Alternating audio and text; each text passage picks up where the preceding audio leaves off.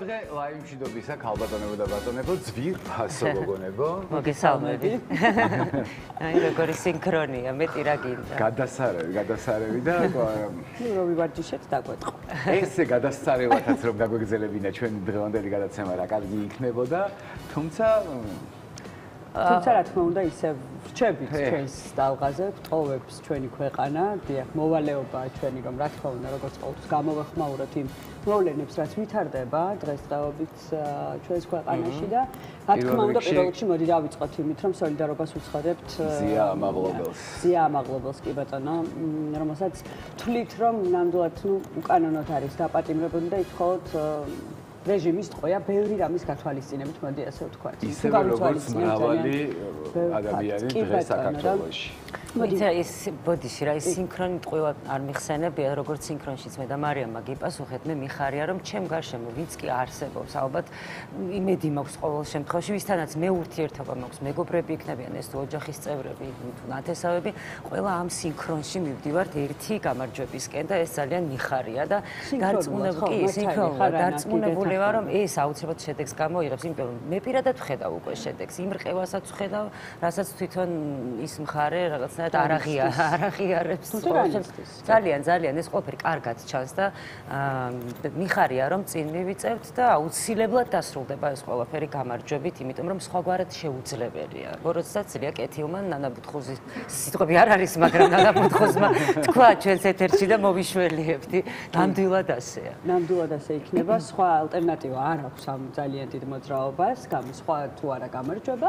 ჩვენ ქვეყანას არა აქვს, ოდესმე მართლა უნდა დამთავრდეს საბჭოთა კავშირი მსოფლიოში. ხო და მართლა ჩვენთან ახლა სრულდება და ნამდვილად მივიყვანთ ამ ბრძოლას ბოლომდე.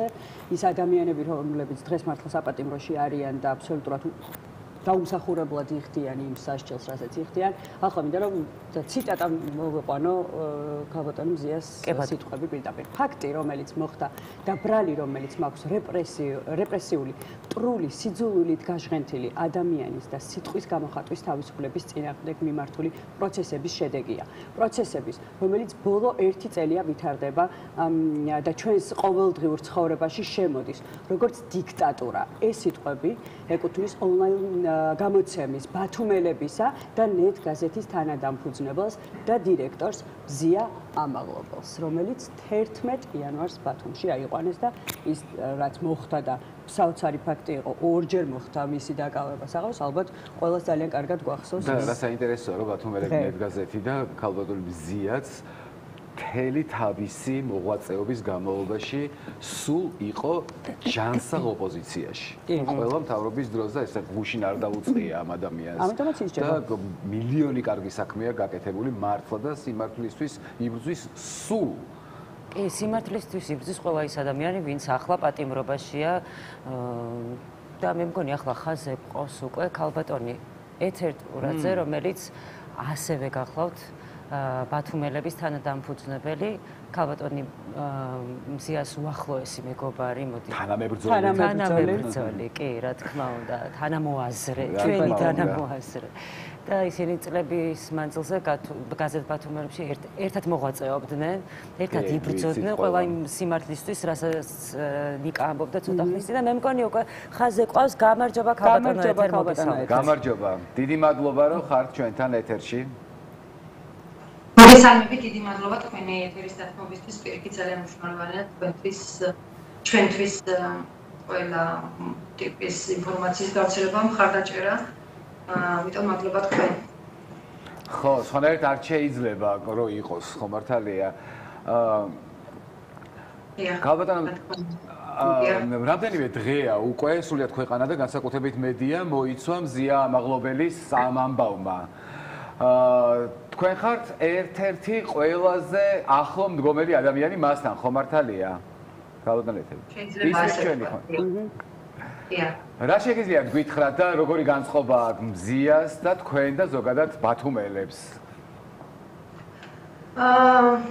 განწყობა გუშინ გამოვიდა ადვოკატი, მზიასგან პატარა წერილი მივიღეთ, ის ამბობს რომ ის გვეუბნება რომ ბრძოლა გრძელდება, არავითარ შემთხვევაში არ უნდა გავიმედეთ დემოკრატიისთვის ბრძოლას, უნდა მივბრძოლოთ სოფლებში, ქალაქებში, სტუდიებში, ქუჩებში რაღაც დაახლოებით ამის შინაარსის წერილი გამოგვიგზავნა და შესაბამისად ჩვენი განწყობაც ანალოგიურია, ჩვენთვის ძალიან რთულია ზია მაღლობელის გარეშე საქმიანობა, რადგან ის ძალიან მნიშვნელოვან ფუნქცია მოვალეობას ასრულებდა ჩვენს რედაქციაში. შესაბამისად სწორედ მას მიიტანეს პირველი იერიში. სიმართლე გითხრათ, ჩვენ ველოდით კიდეც სისტემისგან თავდასხმებს ჩვენს რედაქციაზე, ჩვენს გამოცემაზე. ამის ყველა ნიშანი იყო, თუ დააკვირდებით, ძალიან მაღალი თანამდებობის პირები ამ ქვეყანაში. ვიცი, პარლამენტის თავმჯდომარე, პრემიერ-მინისტრი, იუსტიციის საბჭოს მდივანი და ასე შემდეგ, მოკლედ რომ არ ამერიოს, ეს ადამიანები რიგში იდგნენ და გვაკრიტიკებდნენ ჩვენს შესახებ. 1000 გვარ დეზინფორმაციას, აფინანსებდნენ ამ დეზინფორმაციის გავრცელებას და ასე შემდეგ.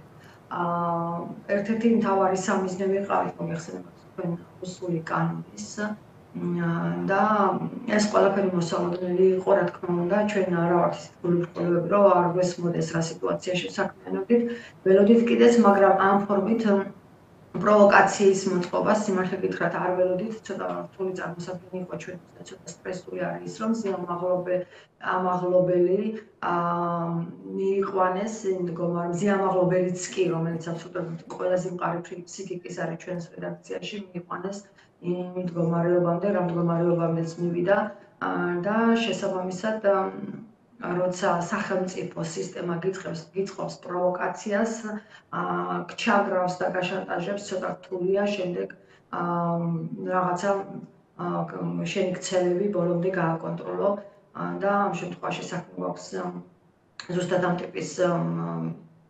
ტიპის გამოწვევასთან, როცა პოლიციის უფროსი რეგულარულად გვესხმოდა თავს, გვაგინებდა, ვაშანტაჟებდა, შანტაჟი არ იყო მოპატიეთ, არ მინდა ასეთ არასწორი სიტყვები გამოვიყენო, შეურაცხყოფდა და ამ ფონზე ჩვენ გვქონდა ეს რაღაცა უზარმაზარი თმის პროცესში ვიყავით და ბოლოს არის. თუ შეიძლება ჩაგიჭრებით ამ შემთხვევაში კიდევ ერთხელ რომ გავახსენოთ მაყურებელს, აი კონკრეტულად იმ მომენტში რა მოხდა, როგორ ვითარდებოდა მოვლენები.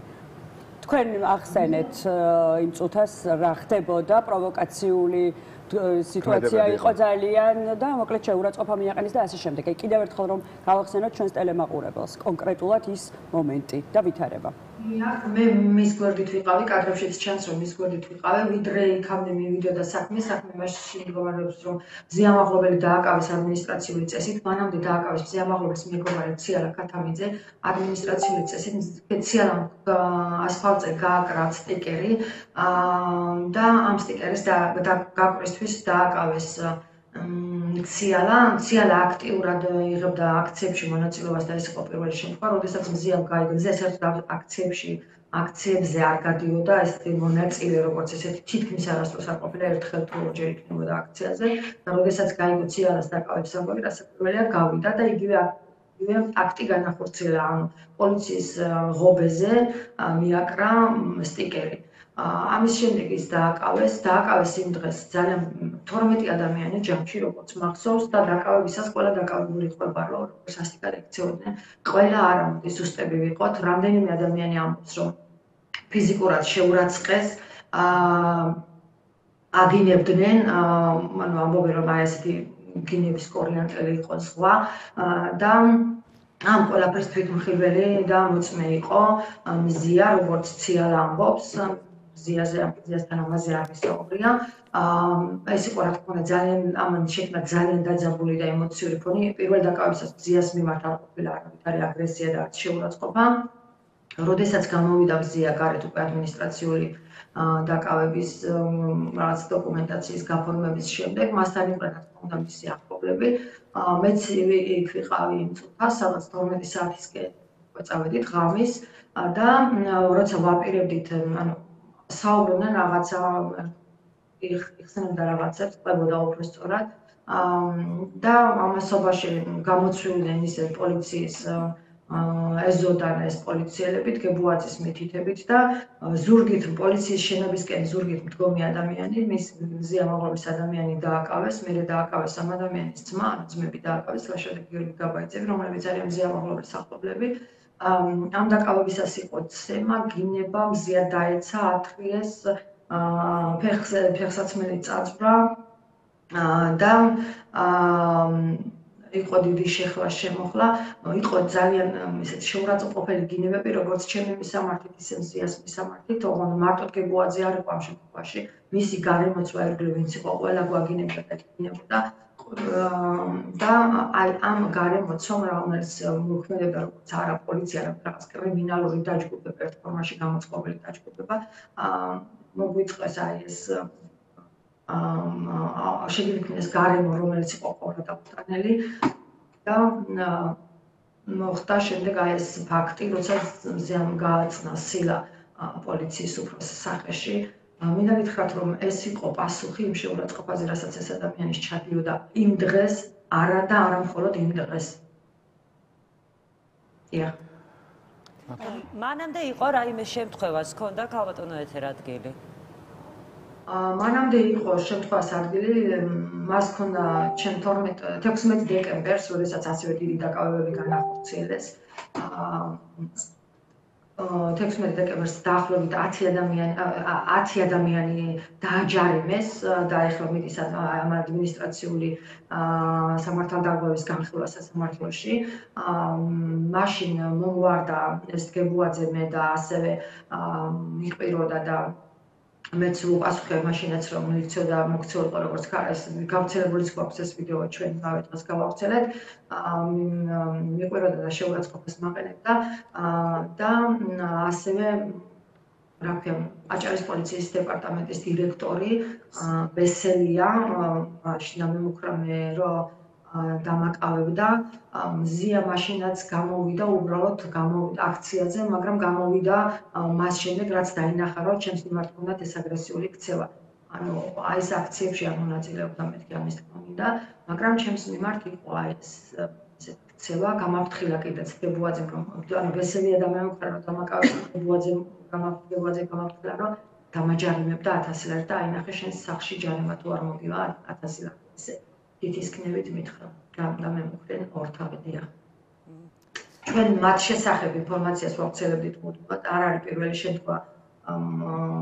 ანუ მათ პერსონალური ავტონომია შეიძლება ქონოდა ჩვენს მიმართ განსაკუთრებით გებუაძეს, იმიტომ რომ მათი ყველა ძალადობა, მათი არაერთი ძალადობა, მოდი ასე ვთქვათ რა, და მოქალაქეების მიმართ განხორციელებული, ჩვენ გვაქვს გაშუქებული, აღბეჭდილი, ჯერ კიდევ 2023 წელს ვეწერა ორ ძალიან მძიმე ფაქტზე, როდესაც ორსული ქალი ყვებოდა, რომ ის რა ქვია, მიუვარდნენ სახლში და დაემუქრნენ, რომ მესამე ბავშვი ვერ გაჩნდებოდა და ამ ადამიანს აიძულებდნენ ქვეყნის დატოვებას.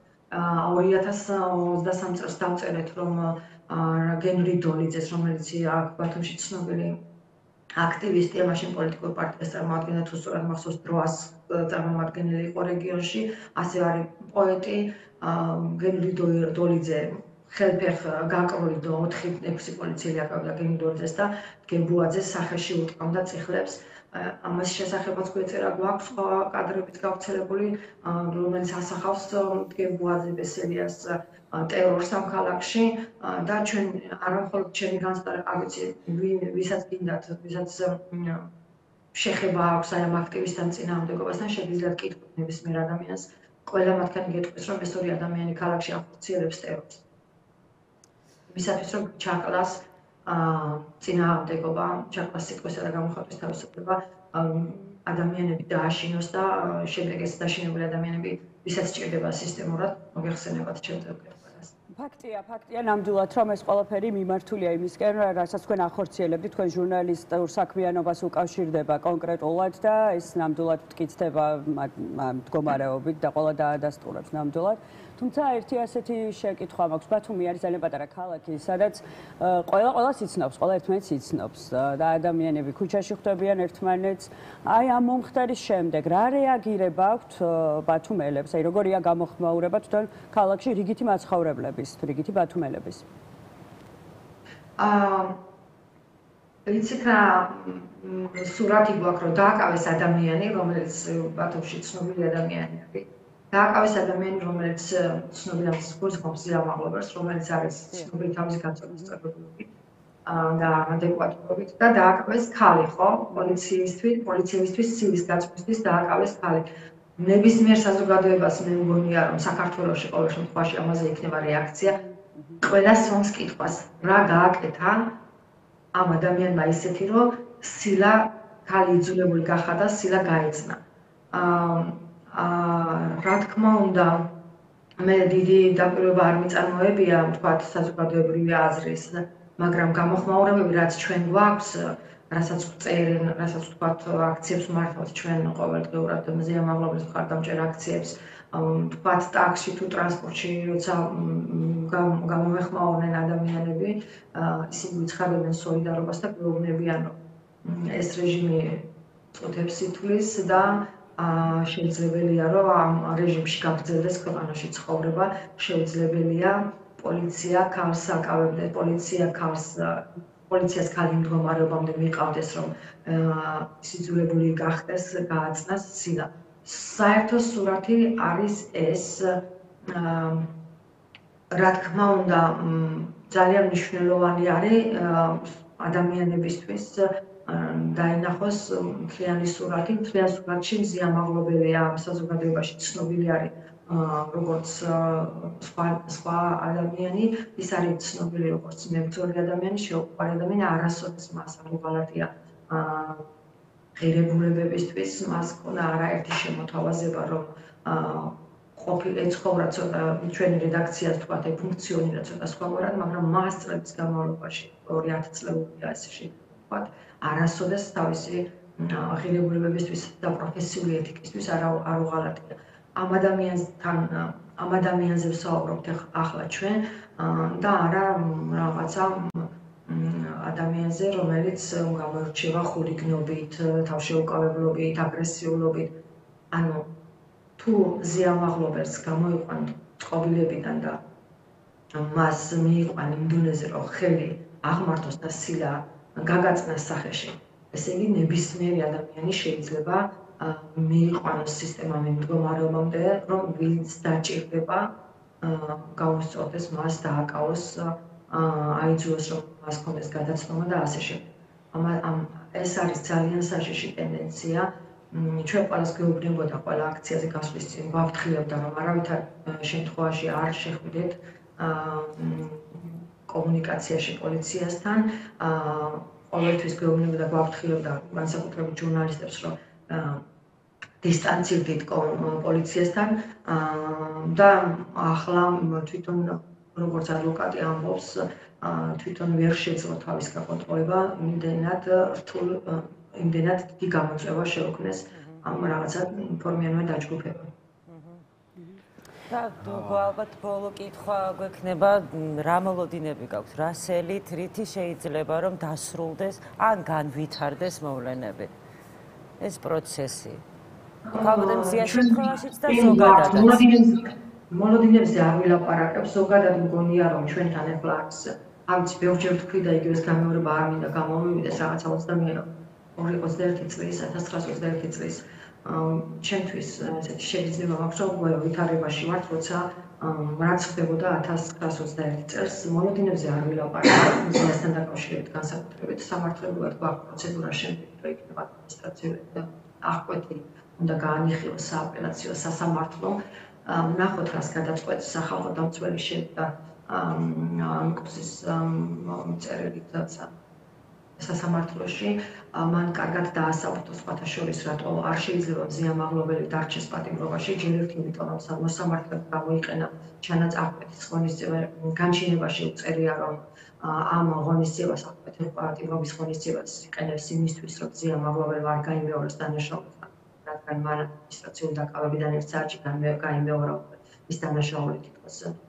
სისხლის სამართლის კოდექსით რაც არის, თუმცა მოსამართლეს დააწყდა ერთი ძალიან მნიშვნელოვანი დეტალი, რომ ადმინისტრაციული სამართალდარღვევა ჩაიდინა თუ არა ზიამაღლობელმა იმ მომენტში იმ ღამეს, ხო, არც ერთ სასამართლოს, ამათ სასამართლოსაც კი არ დაუდასტურებია და პოლიციის ინფორმაცია, რომ სიამაღლობელმა ჩაიდინა ადმინისტრაციული სამართალდარღვევა და სასამართლომა ნინო სახელაშვილმა მოსამართლე ეგრეთ წოდებულმა, რომელსაც ხათაშორის კვალიფიკაცია არ აქვს სისხლის სამართლის კოდექსის, ხო? ამ გადაცდომა აპრიორი მიიღო როგორც ზუსტი ინფორმაცია სამართალდარღვევის, ეს არის ძალიან სამარცხვინო და ამის შესახებ წერს სახალხო დამცველი მემკვიდრე. და გარდა იმისა, ხო, და ასევე ძალიან მნიშვნელოვანი დეტალი არის, რომ ეს მოსამართლე ამას არ აქვს კვალიფიკაცია, ეს დაგვიდასტურეს სასამართლოში სისხლის სამართლის კვალიფიკაცია და როგორც მახსოვს თუ სწორად მახსოვს სამოქალაქოს კვალიფიკაცია ქან ადმინისტრაციულის და ეს ადამიანი, რომელიც არაკვალიფიციურია, განიხილავს და მედია მენეჯერის უფარდებს ყოფითონისების სახით პატიმრობას კი ბატონო. ჩვენ ვფიქრობთ, რომ ეს იქნება ამაზე უნდა, არ ვიცი, გადაწყვეტილების მიმღები პირები და ეს გადაწყვეტილების მიმღები პირები არ არიან ბათუმში და არც რაღაც რიგით თანამდებობის პირები არიან. რა ვიცი, დაფიქსდებიან, თუ არ დაფიქსდებიან, კი ბატონო, ჩვენი გზა გვაქვს, ჩვენი ისა გვაქვს, რა ქვია, გაგრძელება ვიცით, როგორ უნდა გავაგრძელოთ და აუცილებლად გავყვებით ამ გაგრძელებას. სიამაღლებელი პატიმრობაში ვერ დარჩება გამორიცხული. დიდი მადლობა ქალბატონო. წარმატებას გისურვებ და რა თქმა უნდა გიერთებით თქვენ ბრძოლის გზაზე და მართალია რა, ხა არ არის აუცილებელი რომ რედაქციაში მუშაობდე და რომ იცოდე რა ხდება სინამდვილეში, აი ესე გვერდიდანაც ძალიან კარგად ჩანს როგორ მუშაობდა ეს რედაქცია, რას ემსახურებოდა და ნუ ალბათ სხვა გზა არ იყო რომ აი პროვოკაციით გააკეთებინეთ ისაც გააკეთეს და რაც ყველაზე მთავარია რედაქცია ეხლაც მუშაობს და გააგრძელებს მუშაობას კიდევ. აუცილებლად მადლობა თქვენ, დიდი მადლობა მხარდაჭერისთვის და ჩვენ აუცილებლად უნდა გავიმარჯვოთ როგორც ქვეყანა დემოკრატიულმა ქვეყანამ, სხვა გზა არ აქვს. მადლობა თქვენ. აუცილებლად ესე იქნება. დიდი მადლობა, მადლობა. ხო მაგარია, არ შეიძლება რომ მეც რაღაცა პროცესი წაყვანაქვია პროცესი. არც მე არ მაქვს სისხლის სამართლის კვალიფიკაცია. მართლა ვერ ხვდები. სანამ შენ აი ამ ყველაფერს. მაინც ვერ გადავხარშავ. მოდი მე ასე ვთქვა. ხო, რომ ჩვენ სტუდიაში შემოვიდნენ ჩვენი სტუმრები. ესე იგი, მთის ამბების რედაქტორი გელა მთიულიშვილი, ჟურნალისტი ნინია კაკაბაძე, რადიო თავისუფლების რედაქტორი ნინო გელაშვილი იქნებიან დღეს ჩვენი სტუმრები, ასე რომ მოგზადით. დიდი მადლობა რომ ხართ ჩვენთან ერთად. გამარჯობა.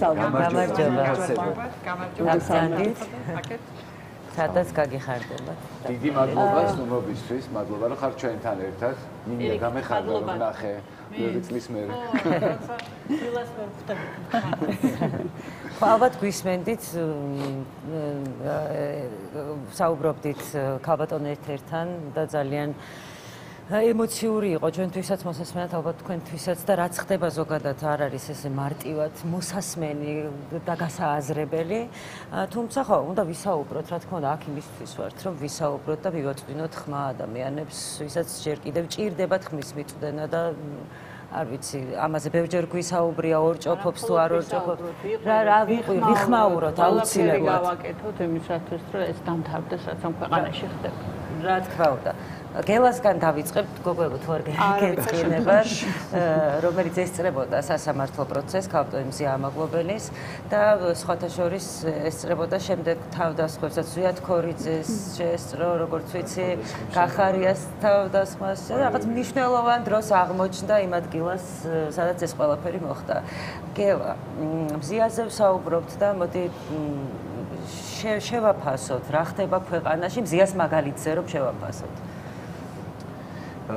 მოგესალმებით, მივესალმებ ტელემაყურებელს, იმთავით დავაზუსტებ, რომ თავდასხმების თვითმხილველი და მოწმე არ ვარ, მაგრამ ერთ-ერთი პირველი ვიყავით ჩემს კოლეგა ლიკა ზაკაშვილთან ერთად. ვინც ადგილზე მივედით შერატონში, ბათუმში, ხო?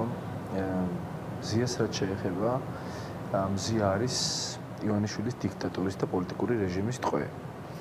იმას არ განვიხილავ პატიმრად, რომლებსაც აკავებენ ხოლმე ადამიანს, ანუ რომლებსაც აპატიმრებენ რაღაც გარკვეული დანაშაულების გამო. ის ამბავიც, რაც მზიას თავს მოხდა, რაც ვნახეთ, რომლის ნაწილიც დამუშავებული, დამონტაჟებული, მანიპულირებული ვიდეო მასალა ვნახეთ, აჭარის ტელევიზიის მიერ გადაღებული, ხო, აჭარის საზოგადოებრივი მაუწყებლის მიერ გადაღებული. არის ნაწილი მხოლოდ იმისა, რაც იქ მოხდა, ხო? ბათუმში აჭარის პოლიციის სამმართველოს შენობის წინ. მზიას ქმედება ბათუმის პოლიცმაისტერის ირაკლი დგებოძის მობრუნება და შემდგომ სილის გალაწუნება არის რეაქცია იმაზე, რაც ამას წინ უძღოდა, რაც დამალა აჭარის საზოგადოებრივმა მაუწყებელმა და ამას წინ უძღოდა ის, როგორც ეთერმა თქვა ეთერში, რომ დააკავეს მზიას ახლობლები, გამოვარდნენ პოლიციის შენობიდან ღრიალით იქაური ეგრეთ წოდებული პოლიციელები, დააკავეს მზიას ახლობლები. ჩვენ დღეისათვის უკვე ვიცით, რომ ორივე მათგანი არის სასტიკად ნაცემი, მათ 5 დღიანი ადმინისტრაციული პატიმრობა შეუფარდეს ბოლოს. და სწორედ ამ დროს, როდესაც ისინი მოაცილეს მზიას და პოლიციის სამმართველოს შენობაში შეყავდათ, პოლიცმაისტერმა დგებოძემ მზიას მისამართით შეიგინა უშვერი და უცენზურო სიტყვებით, რასაც მალევე რამდენ წამში და რამდენ წუთში არ ვიცი, მაგრამ როგორც კი მზია მასთან ანუ ისეთი სიტუაცია შეიქმნა, რომ ის ორივე ერთად აღმოჩნდნენ ახლოს, მზია მის მოკაჩა და სილა აარტყა სახეში, ხო? სამართლებრივადაც გუშინ უსმენდი თქვენს ეთერში სხვადასხვა იურისტის შეფასებას, მანამდეც ბევრი რამ წავიკითხე, ეს არ შეიძლება განვიხილოთ თავდასხმად.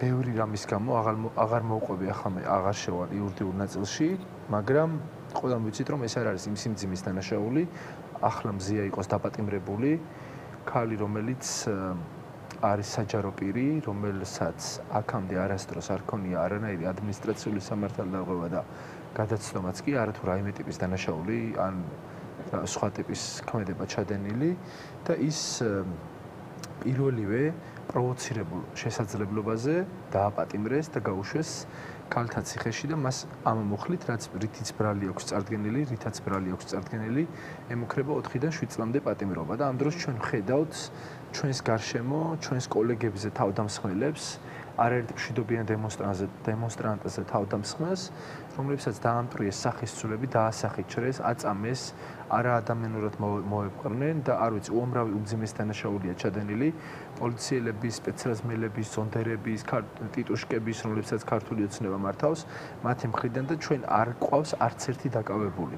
არათუ სისხლის სამართლის პასუხისგებაში მიცემული მძიმე დანაშაულის მუხლით, არამედ არც ერთი დაკავებული ადამიანი და უფრო მეტსაც გეტყვით, ვინაიდან, რადგან თქვენ ყურადღება გაამახვილეთ ზვიად ქორიძესა და გიორგი გახარიაზე თავდასხმის ფაქტებზე, ზუსტად ის დღე იყო, როდესაც უკაცრავად, როდესაც მზია დააპატიმრეს.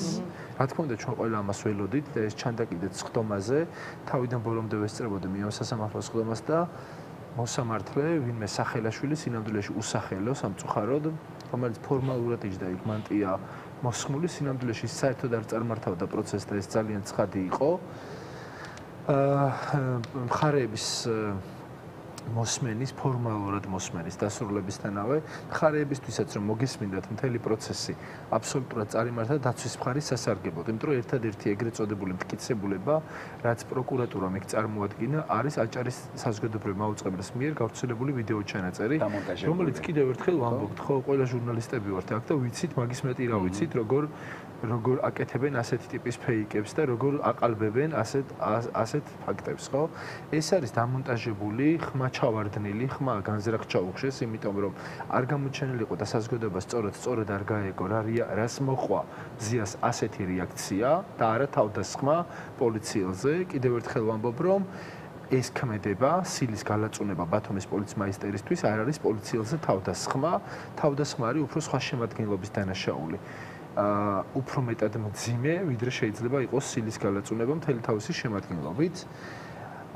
და ერთადერთი მტკიცებულება დაუბრუნდები არის აჭარის საზოგადოებრივი მაუწყებლის მიერ შექმნილი, დამონტაჟებული, манипуლირებული ვიდეო, რომელთაც პროკურატურა ცდილობდა დაერწმუნებინა იქ საზოგადოება და ემტკიცებინა ყოველ შემთხვევაში, რომ მზიას თავისუფლებაში, ანუ გარეთ უფრო მსუბუქი აღკვეთის ღონისძიების სახის გამოყენება, ანუ არასაპატიმრო ღონისძიების გამოყენება ხელს შეუშლიდა გამოძიების ობიექტურად წარმართვას. ის ვერ ამბობდა რომ მზია მიიმალება, მაგრამ ამბობდა რომ ის მოახდენს მოწმეებზე ზეგავლენას და მოწმეები ვინც იმ პერიოდისთვის ყავდათ გამოკითხული იყო 2 თუ 3 პოლიციელი და მზიას ფაქტობრივად არ გააჩნია არანაირი ბერკეტი და შესაძლებლობა რომ პოლიციელებზე მოეხდინა რაიმე ტიპის ზემოქმედება. ეს იყო მხოლოდ ალიბი, რომელსაც პროკურატურა იყენებდა და ერთადერთი მტკიცებულება კიდევ მესამედ უსამხას აჭარის ტელევიზიამ რაც შექმნა манипуляციური ჩარევით გააყალბა მთელი რიგი მნიშვნელოვანი მომენტები და გარემოებები და მის საფუძველზე ყავთ დღეისათვის მზია დაპატიმრებული. როდესაც მზიას ხო და მოსამართლეზე ვამბობდი რომ მთელი სხდომა ისე ჩაიარა, აი მოსამართლეს მხოლოდ მოსმენის შესაძლებლობა უნდა ჰქონოდა, არც ფიქრის და არც რაიმის ჩანიშვნის და მეცაც გეტყვით მთლიანი პროცესი მაქვს მე პირადად გადაღებული ვიდეო მასალა და ფაქტობრივად არ იწერდა, არ ინიშნავდა მოსამართლე არაფერს და მე როგორც კი სხდომა დასრულდა, იქვე დარბაზიდან გაუსვლელად გამოაცხადა სარეზოლუციო ნაწილი და მოაყოლა რაღაც ვრცელი განმარტება და ახსნა, ვითომ ახსნა ოღონდ, რატომ მიიღო ეს გადაწყვეტილება, რაც გვიჩვენს საფუძვლიან ეჭვს კი არა, არამედ მე პირადად იქვე დავწმუნდი, რომ მოსამართლეს გადაწყვეტილება მხარეების მოსმენამდე ჰქონდა საერთოდ მიღებული.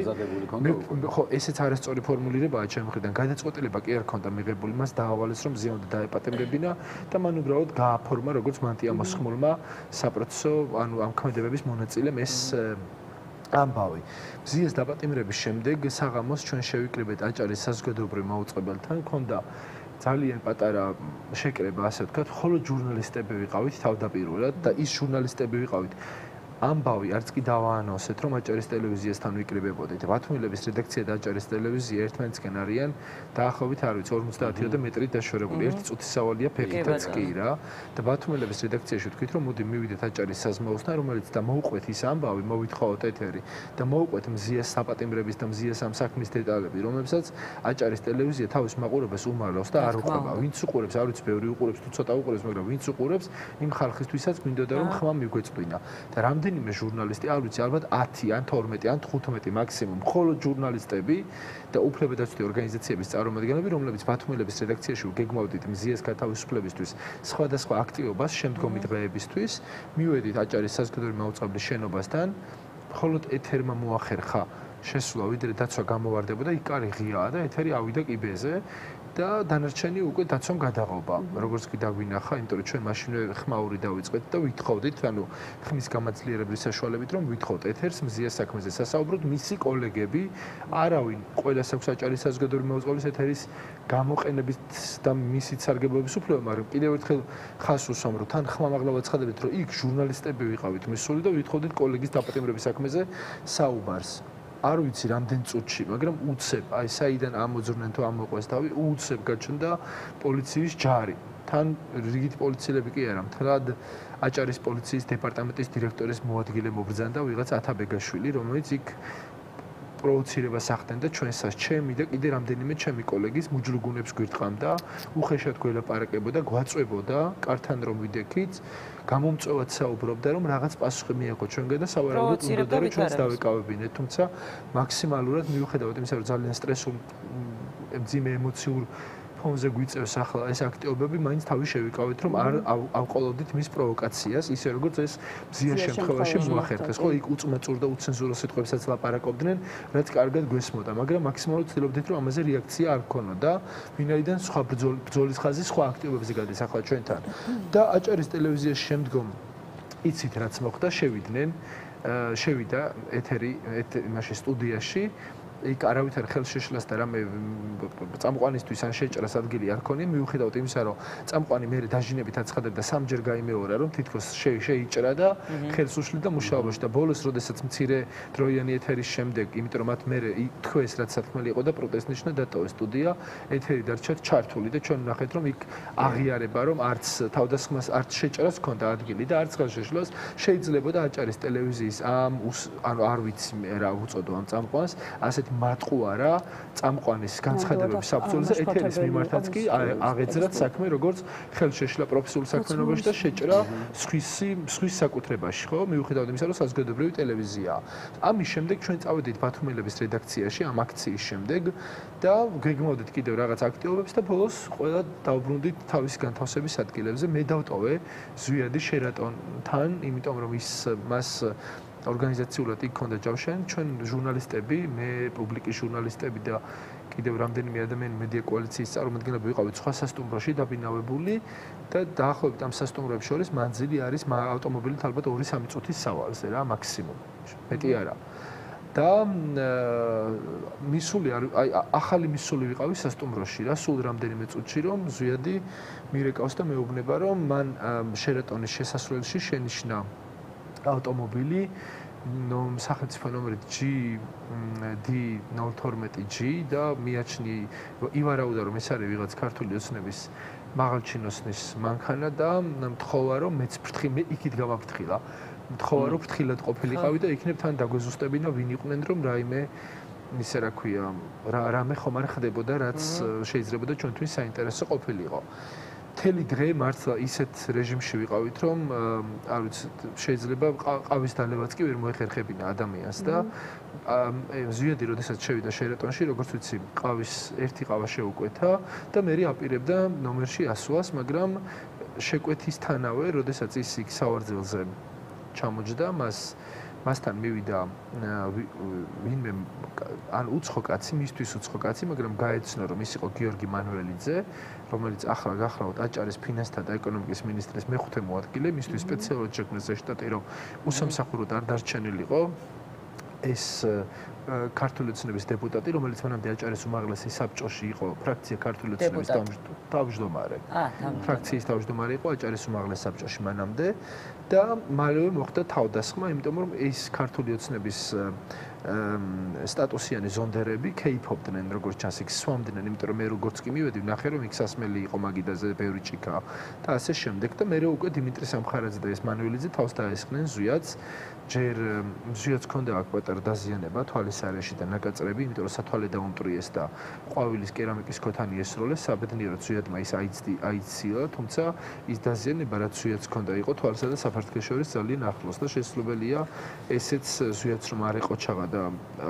არ აეცილებინა რამენაირად ეს თავდასხმა მისთვის დამაზიანებელი ყოფილიყო ყველაზე მნიშვნელოვანი არის ის რომ ეს ქართული ოცნების ტიტუშკები და ნომერ პირველი ტიტუშკა ეს დიმიტრი სამხარაძე მდგომარეობიდან გამოიყვანა იმე რომ ზვიადი ყველა მოიცით რომ 7 ადამიანია და მაქსიმალურად გაერიდა თვითონვე სცადა რომ ამ ინციდენტს ამ თავდასხმას გარიდებოდა თუმცა ეს იყო ორგანიზებული ჯგუფური თავდასხმა ამ თავდასხმის შემდეგ მალევე ზვიადი ამ ისტორიაში ხარ ასაწყობი ძალიან ბევრი რამეა მნიშვნელოვანი რა თქმა უნდა მათ შორის შერატონის პოზიცია ვიცით ჩვენ მათ შორის გაუჭირდათ კადრების მიწოდება და მათ შორის ყოფილი პრემიერ-მინისტრზე თავდასხმა მნიშვნელოვანი სწორედ ეგ არის რომ იმავე საღამოს ჩვენ მალევე სტატუსიანი ადამიანები აკეთებენ ამას დეპუტატები კი ბატონო უბრალოდ დაგიბრუნდებით გელა ნინო საუტაშვილი გველოდება ჩართვით და შემდეგ გოგონებთანაც რა თქმა უნდა გვინდა რომ გადმოვიდეთ ნინო გამარჯობა მოგესალმებით გამარჯობა მოგესალმებით დიდი მადლობა ჩართვისთვის ნინო პირიქით მადლობა თქვენი დროისთვის პირიქით მზიაზე ვსაუბრობთ დღეს ალბათ ადევნებდით თვალყურს ჩვენს გადაცემას მზია ამაღლობელზე და შენი პოზიციაც ძალიან გვაინტერესებს და შენი დამოკიდებულება მოვლენების მიმართ იცი რა მინდა კითხო ნინო ხო არ ფიქრობ რომ ეხლა ეს რაღაცა მეორე სერია დაიწყო აგრესიული მედიაზე თავდასხმის მეორეც აღარ არის უკვე ნიკა ალბათ უფრო მესამეა შეიძლება იხმას იმიტომ რომ ეს დაიწყო საკმაოდ ისეთი ფრთხილი და თითქოს უწყინარი მეთოდებით და მე უკვე იგივე რუსული კანონის მიღება 5 ივლისი რომელი ერთი თქვა გამაძლიერებელი ეფექტებით როგორც წავიდა შემდეგ უკვე ჟურნალისტებზე ამას თავდასხმა აღარ ქვია იმიტომ რომ მე თუ მკითხავთ მაკა ჩიკლაძე და გიორგი ჩინცირული ურამ როგავა უბრალოდ განწირულები იყვნენ იმისთვის რომ საერთოდ დარჩებოდნენ თუ არა ცოცხლები კაცმა არ იცის ასე რომ ეს გაცილებით უფრო მძიმე მუხლია გნებავ სამართლებრივად ვიდრე ვთქვათ უბრალოდ შეზღუდვა მედიის ეს არის პირდაპირ მათ სიცოცხლის ხელყოფის მცდელობა მე ნამდვილად ამას დავარქმევდი იმიტომ რომ ეს ჩვენ თვალწინ მოხდა ეს პირდაპირ ეთერში მოხდა 21 საუკუნე ტექნოლოგიების გაძლიერება და ზოგადად ეს დრო ჩვენ გვაძლევს იმის საშუალებას რომ გაცილებით უფრო მკვეთრი შეფასებები გავაკეთოთ იმიტომ რომ მე მსგავსი შემთხვევა უბრალოდ არ მახსოვს არ მახსენდება და თუ ვინმეს გონია რომელიმე ჟურნალისტს თუ გონია რომ ეს მას არ ეხება ძალიან მინდა რა ვიცი, გავარცხილო რომ ეს შეეხება აბსოლუტურად ყველას, მათ შორის მათაც, ვინც დღეს ხელდასმულია მთავრობისგან, იმიტომ რომ ნებისმიერ სიტყვას, რომელსაც ისინი წარმოთქვამენ, იქნება გაკონტროლებული და ოდნავი უკმაყოფილების შემთხვევაშიც კი ამას მოყვება აი ასეთი მძაფრი რეაქციები, როგორი ჩვენ არაერთხელ ნახეთ. რაც შეეხება მზია ამაღლობელს, არ ვიცი, არაერთხელ აღინიშნა, რომ ეს არის პროფესიონალი ჟურნალისტი, რომელსაც ასლან აბაშიძის დროსაც კი არ შეხებია ესე მძიმედ ცენზურის ხელი, თუ შეიძლება ასე ითქვას, იმიტომ რომ აქ იკვეთება აბსოლუტურად, რომ ეს არის ცენზურა გამოხატული ძალადობრივად და აი ესეთი ფორმით, როგორიცაც გამოიხატა. მე მესმის, უბრალოდ არ მესმის იმ ადამიანების, რომლებსაც ძალიან აწუხებთ, როგორ თქვათ, როგორ გააწნა სილა ქალმა, მამაკაცს და პოლიციელს და ამას აღნიშნავენ დიდი არგუმენტი გონიათ და იშველიებენ ამას, ამასობაში გაცილებით უფრო ძიმე რამ მოხდა მანამ სანამ გაატყამდა მზია ამ პოლიციას, გაცილებით მეტი და გაცილებით ცუდი ფაქტი მოხდა ჩვენ ქვეყანაში, რომელზეც რეაგირება არანაირი არ ყოფილა. მზიას სილის გაწმაზე სახელმწიფოს ჰქონდა ძალიან მძაფრი რეაქცია და დღემდე ვეძებთ მაკა ჩიხლაძის და გიორგი შეწირულზე თავდამსხმელებს და არა მხოლოდ მათზე. რამდენი ძალადობა გვახსოვს, რომელსაც არანაირი ასე ვთქვათ, რეაქცია სახელმწიფოს მხრიდან არ მოყოლია. მიუხედავად იმისა, რომ მოძალადეები ამოცნობილები არიან და მათი ფოტოებიც არსებობს, სახელმწიფო გვარებიც არის. დიდი ხნის. კი ბატონო. ყველა ვიცოდა ვინ იყო და რა ვიცი, რატო გახდა ასეთი რთული ამ ყველაფრის სამართლებრივ ჩარჩოში ჩასმა, მე ვერაფრით ვერ ხვდები, უბრალოდ კი ხვდები, მაგრამ არ მინდა მე ჩემი მოთქვა. ვერსიების დონეზე ვილაპარაკო. არ მინდა ვერსიების დონეზე. მედიებზე მინდა გკითხოთ, ამ შემთხვევაში გუშინ იყო საპროტესტო აქცია, გაიმართა, სადაც მედია ორგანიზაციები აპროტესტებდნენ მზიას დაპატიმრებას. უკანონო პატიმრობას მისას და ასევე ანუ სოლიდარობას უცხადებდნენ მას. სადაც არ იყო წარმოდგენილი ყველა მედიის წარმომადგენელი, მათ შორის არ იყო რუსთავიერი და ნუ ასე შემდეგ. სხვა მედიები, კი. რას ფიქრობთ ამასთან? არა, იმედი და პოზიტივი იყვნენ ბათუმში ძალიან აქტიურად წარმოდგენილები, პირდაპირ პროვოკაციული მიზნებით იყვნენ ჩამოსულები. მეც კი ვერ შევიკავე თავი და ცოტა ისეთი უხეში საუბარი მქონდა ამ ახალგაზრდა ყმაწვილთან, რომელიც სიმართლე გითხრათ პირველად დავინახე. არც კი ვიცოდი თუ მედიას წარმოადგენდა, უბრალოდ მიკროფონები ეჭირა ხელში, ორივე ერთად თან, პოზიტივი და იმედი, რაც ასევე ძალიან ნიშანდობლივია ჩემთვის. კი, საკმაოდ. კი. საკმაოდ კი და იცით რა არის, ყველაფერს დრო მიუჩენს თავის ადგილს რა. მე არ მინდა არავისზე ვილაპარაკო, არ მინდა არავის არ მივცე შენიშვნა, არავის მივცე უფრო სწორედ შენიშვნა და მიუნიშნო როგორ უნდა მოეცეს. ადამიანები იცევიან ისე, როგორც იციან და როგორც შეუძლიათ.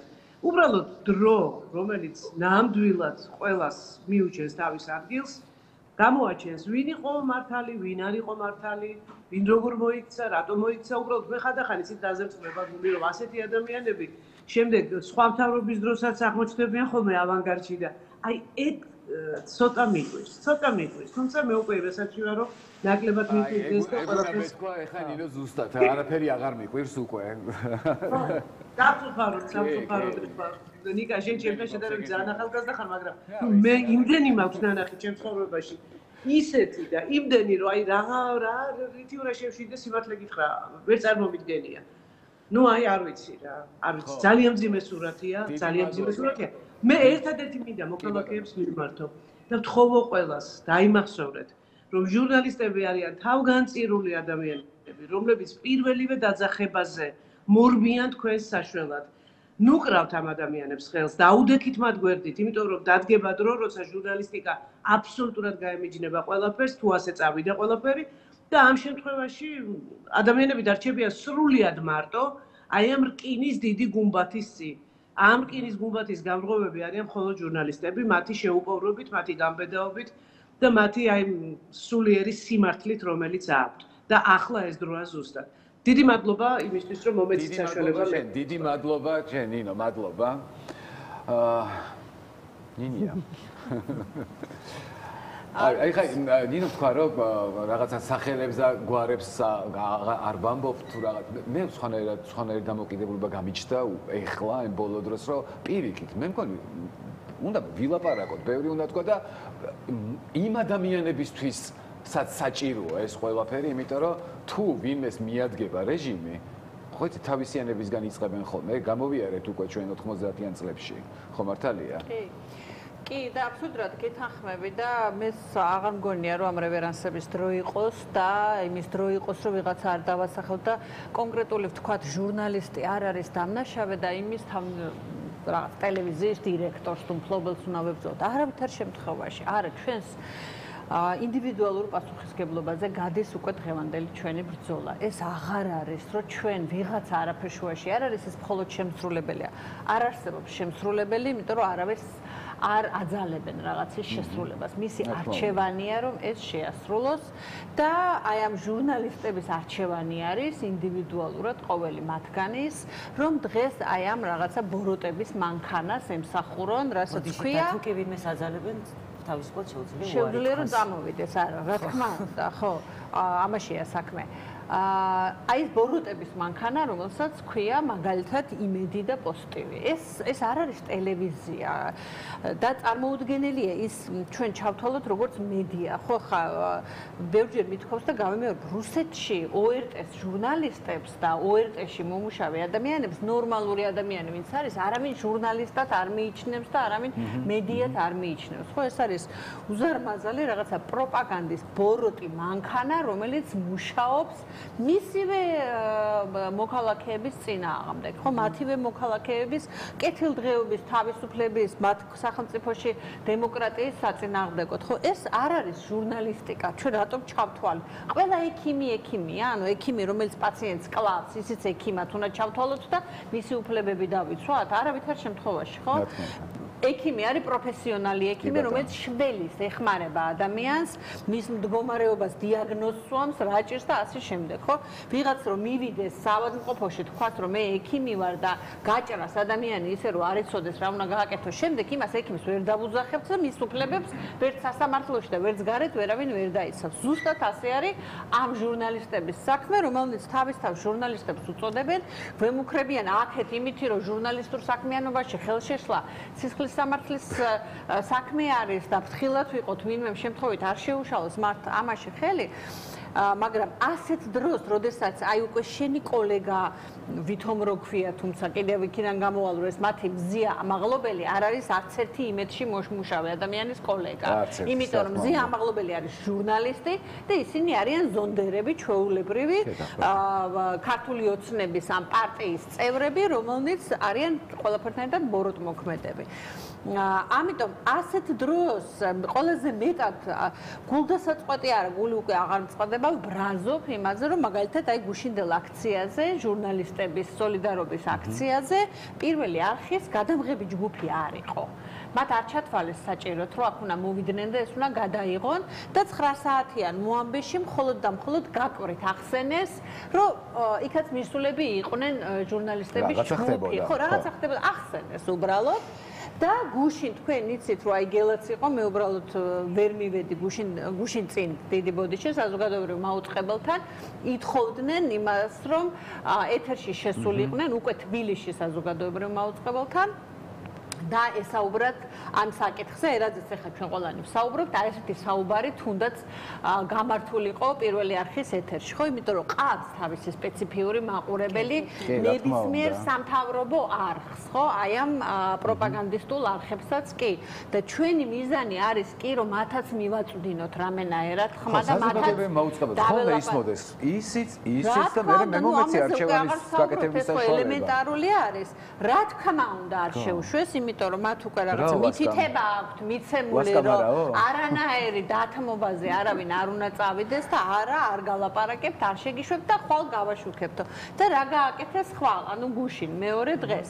არაფერი, აი ამ პოლიტიკური ток-შოუ მაკაცინცაძესთან ერთად, როგორც ქვია, პირველი 10 წუთი დაუთმეს მზია ამაღლობელის ადვოკატს, რომელმაც ადვოკატია, იურისტია სამართლებრივ საკითხებზე, რა მოყვება, როგორ იქნება ამაზე ისაუბრა, რაზეც ისედაც სხვათა შორის ამ მიმართულებით საუბარი მოამბეშიც იყო წინა დღესაც და იმავე დღეს, ხო, არაფერი ახალი, ანუ ესენიც იგივენაირ ბოროტმოქმედებად იქცნენ, რომლებსაც არავითარ შემთხვევაში არ უნდათ რომ ვიღაცას რაღაც განსხვავებული აზრი მოასმენინონ, იმიტომ რომ ისინიც გახდნენ იგივენაირად სწორედ აი ამ რაღაცა დიდი პროპაგანდის მანქანის ერთ-ერთი მთავარი ჭანჭიკი და მთელი ამ არხის სინდისი არის დღეს ვასკა ივანოვი, რომელიც ყოველ დღე საინფორმაციო იწყებს სიტყვებით ნიუსის შემდეგ ამბობდა თავისუფლება. ამ ადამიანს კიდევ ერთხელ ძალიან დიდი მადლობა ეთერიდანაც რომ რაღაცნაირად ერთადერთი ადამიანი გამოდგა ამ არხზე, რომელიც საჯაროდ და ეთერში, თორე აგერ ნინო ზაუტაშვილიც არის, რომელსაც უბრალოდ დღეს სატელევიზიო ეთერი არ აქვს და არც მის ჟურნალისტებს და არც ძალიან საკმაოდ დიდ ჯგუფს, რომელიც შიგნით არის, მაგრამ მათ არ აქვს საშუალება, რომ ამაზე ჩამაღლა და ძალიან კი ბატონო ბოდიში რაღაცა მინდა თქვენ მოგიხადოთ რაღაცა აუცილებლად დაგიბრუნებით თქვენ უბრალოდ ნესტან ცეცხლაძეს მოусმენთ რომელიც ახლა ჩაგვერთვება ასევე ნეტგაზეთს წარმოადგენს და მე მგონი ხაზზე უკვე გესმით ჩვენი ხმა გამარჯობა მოგესალმებით გამარჯობათ დიდი მადლობა მიწევისთვის კი მესმის დიდი მადლობა თქვენ რომ ჩაგვერთვეთ პირდაპირ ეთერში და მზიაზე ვსაუბრობთ დღეს და ზოგადად მედიაზე რა ჭირს საქართველოში და როგორი თავდასხმები არის დღეს მედიის წარმომადგენლებზე და როგორც ვიცით თქვენ ბევრს მუშაობთ ამ საკითხზე ამ მიმდინარე ამბებზე და ახლა თუ არსდები შედიხართ მნიშვნელოვან შეხვედრაზე ხო მართალია რა თქმა უნდა შეხვედრის დეტალებს არ გკითხავთ მაგრამ რა მოლოდინები გაქვთ თუნდაც ამ მუშაობიდან რასაც ახლა აკეთებთ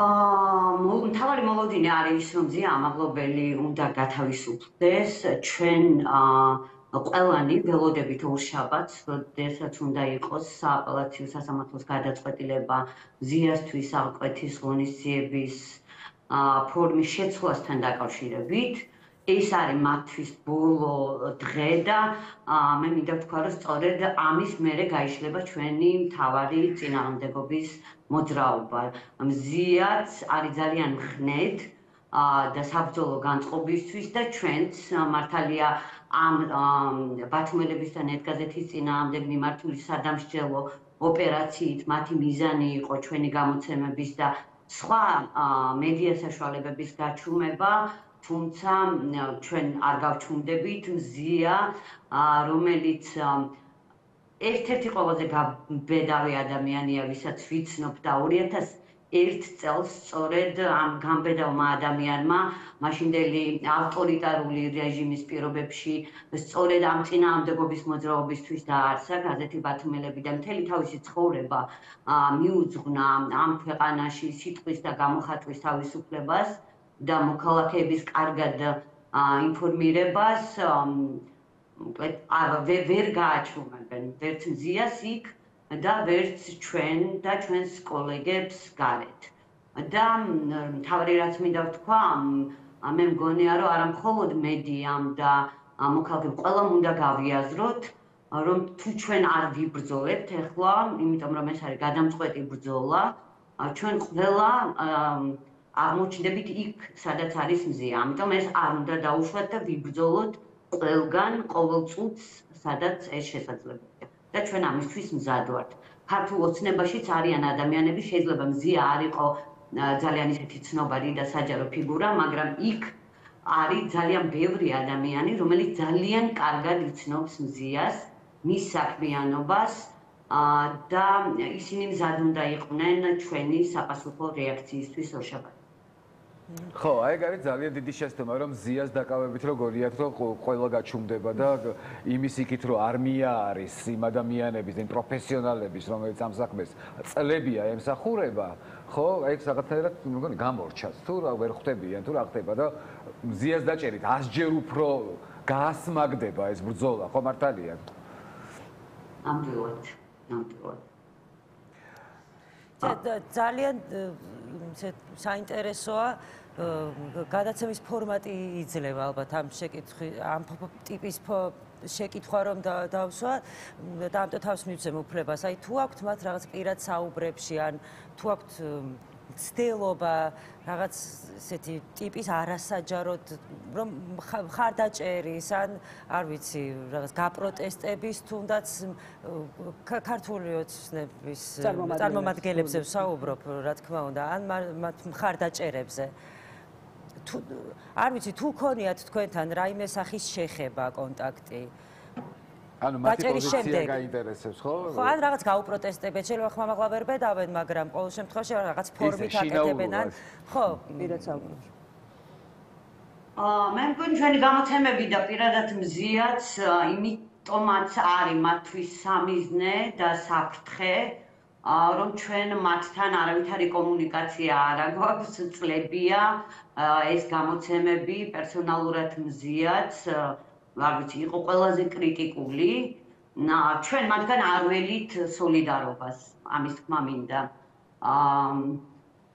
ეს სწორედ ამ კრიტიკულობის გამო იყო მთავარი სამიზნე მზია და ჩვენი გამოცემები წლების განმავლობაში მათთვის რთული იყო, რაიმე ისეთი რეპუტაციის შემლახავი კამპანიის დაგეგმვა, სწორედ იმის გამო, რომ მათ კარგად იცოდნენ ამ გამოცემების მიუკერძოებლობა ის რომ ამის უკან არავინ არ იდგა, ამიტომაც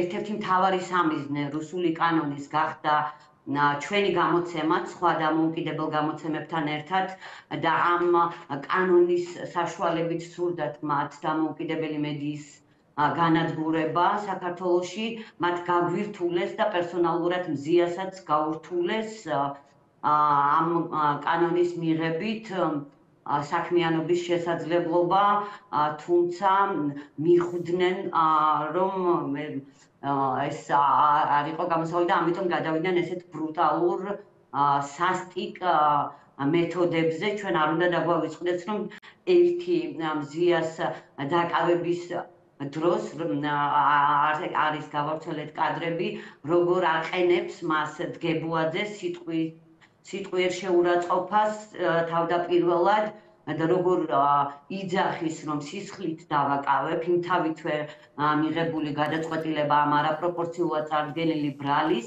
და მეორე რომ ზია გახდა არასათანადო პრობის მსხვერპლი დაკავების შემდეგ წარმოუდგენელია რომ ზია არის პირველი ქალი ჟურნალისტი, პოლიტპატიმარი, რომელსაც პოლიციის განყოფილებაში დაკავების შემდეგ მიაყენეს შეურაცხყოფა, მას შეაფუთხეს, მას არაძლევდნენ საპირფარეშოთი სარგებლობის უფლებას, წყლის დალევის შესაძლებლობას და ამისთვის, რასაც ჩვენ ასევე ვითხოვთ, რომ შეუჩერდეს უფლებამოსილება დგებუაძეს, ის დღემდე არის ამ პოსტზე. თუმცა დიდხანს ვერ დარჩა. დიდი მადლობა. ძალიან დიდი მადლობა, კაპიტან ნესტანე. მე მინდა ჩემი შეკითხვის არსი დავა, ზუსტად მე ვიგულისხმე, რა თქმა უნდა, მხარდამჭერები და არა რაღაც ოფიციალური პირები. მხარდამჭერები, იმიტომ რომ ქალაქში ადამიანები იცნობენ ერთმანეთს და ეს იყო ჩემი შეკითხვის არსიც, ამიტომ უფრო ესე დავაკონკრეტე. ძალიან დიდი მადლობა. ძალიან ბევრ სოლიდარობის წერილს და შეტყობინებას ვიღებთ ნამდვილად. ეს მნიშვნელოვანი და ეს მინდოდა სწორედ. და ასევე მინდა აღვნიშნო, რომ ეს ორგანიზებულ კამპანიას ჩვენ წინააღმდეგ მეტყველებს ისიც, რომ ზიასთან ერთად ახლა ასევე მართალია ადმინისტრაციული პატიმრობით, მაგრამ დაკავებული არის ჩვენი ოპერატორი გურამ მურვანიძე, რომელიც მხოლოდ და მხოლოდ იმის გამო დააკავეს, რომ იღებდა საპროტესტო აქციას და მან განაცხადა, რომ ის არის ბათუმელების რეპორტიორი. და ის დააკავა პირადად ასევე დგებუაძემ. და სულად აბსურდული იყო ის სასამართლო პროცესი, რომელზეც გურამს 8 დღიანი პატიმრობა შეუფარა. გასაგებია, რატომაც ხართ ამ ყველაფრის შემდეგ თქვენ სამიზნე და ზოგადად ჩვენ კრიტიკული მედიის წარმომადგენლები.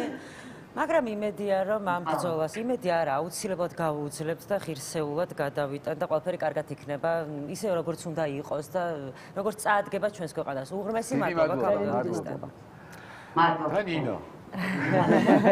მადლობა. მოდით თქვენთან, როგორც იქნება. ხო, ნინო, აი რა, საერთოდ რას ნიშნავს ამაზეც ვისაუბროთ, რომ მედიის წარმომადგენლებს აკავებენ იმისთვის, რომ გააშუქონ ის რაც ხდება, რა ხდება ქვეყანაში მაშინ, როდესაც მედიის წარმომადგენელი, რომელმაც უნდა რომ უბრალოდ ინფორმაცია მიაწოდოს მაყურებელს პროფესიული საქმიანობისთვის აპატიმრებენ.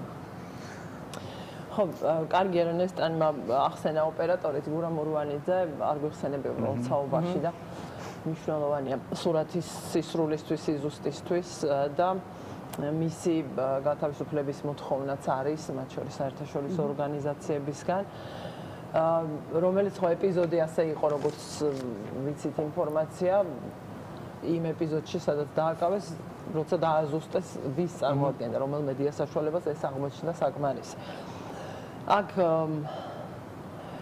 ხო რა ხდება, ის ხდება, რომ ეს არის ძალიან კაფეო ნიშანი, როცა მედიის მიმართ ასეთი დამოკიდებულებაა, როცა მედიის მიმართ ჩადენილი, მათ შორის მძიმე დანაშაულების მიმართ არის სრული, ესე ვთქვათ, იგნორირება და რამდენიმე კოლეგა დაასახელეთ თქვენ, ასევე იყო ფიზიკური ანგარიშტორება რადიო თავისუფლების თანამშრომლებზეც და არანაირი პასუხი სამართლებრივი თუ კი ამაზე ვლაპარაკობთ ხო რომ კანონი უნდა იყოს დაცული და ის არავინ უნდა დაარღვიოს და თუ დაარღვია ყველა თანასწორი უნდა იყოს საერთოდ ამაზე აღარ რატომ ამბობ ამას ახლა ვიღაცას ბანალურად მოეჩვენება მაგრამ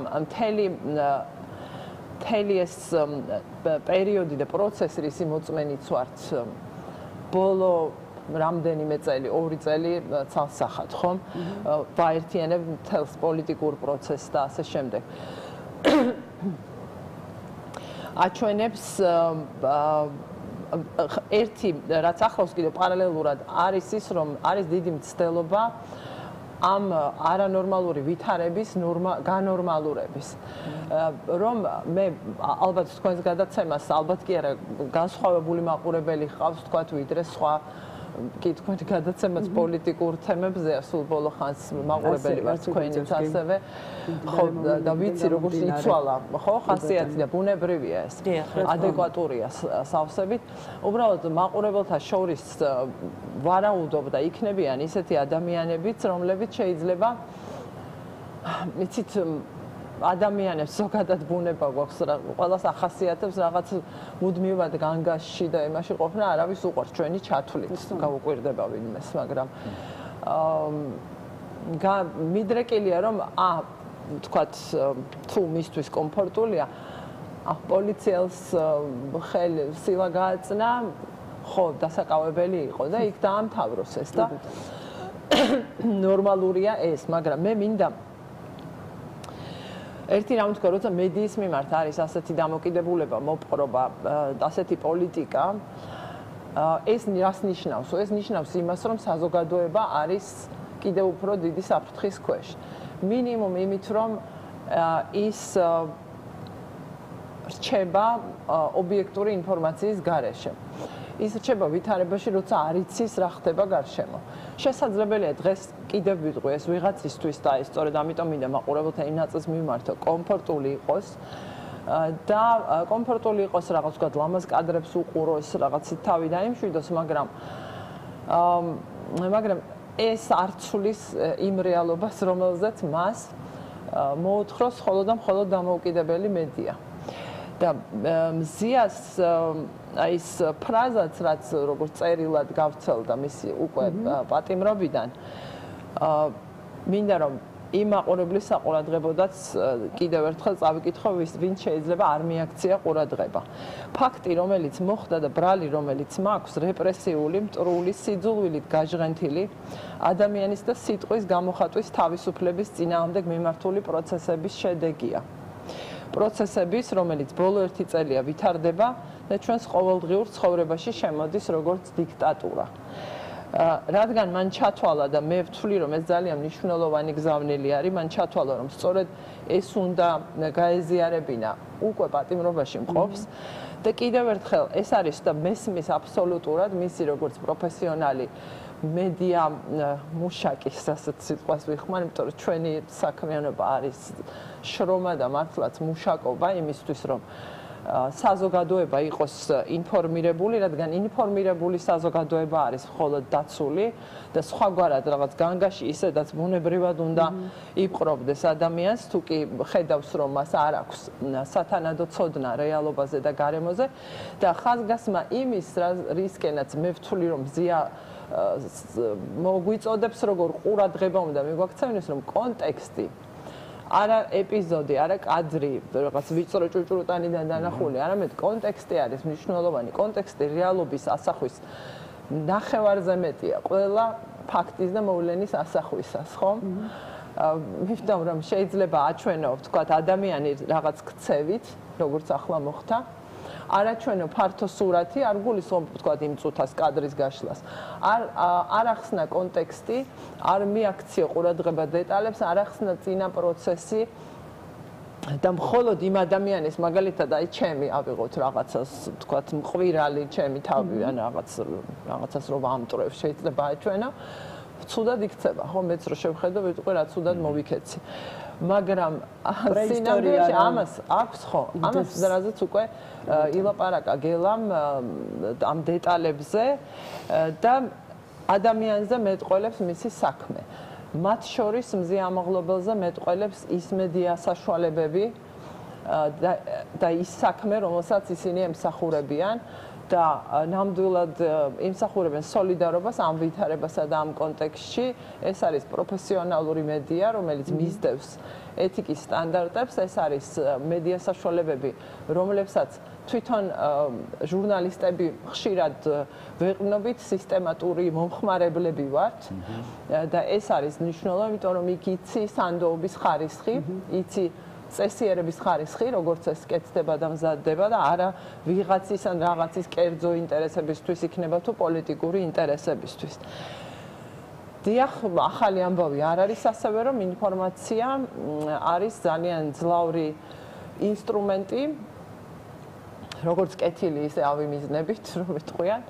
ამიტომ დამოუკიდებელი მედიაც არ არის შემთხვევით სამიზნე ხელისუფლების პოლიტიკის, ქართული ოცნების ხელისუფლება არ არის უნიკალური ამ კუთხით, რომელიც ამას მიხვდა, თუ არ ვიცი, რომელსაც ეს ასე ესმის და არც იმ ნაბიჯების და პოლიტიკის კუთხით, რომელსაც ის ახორციელებს და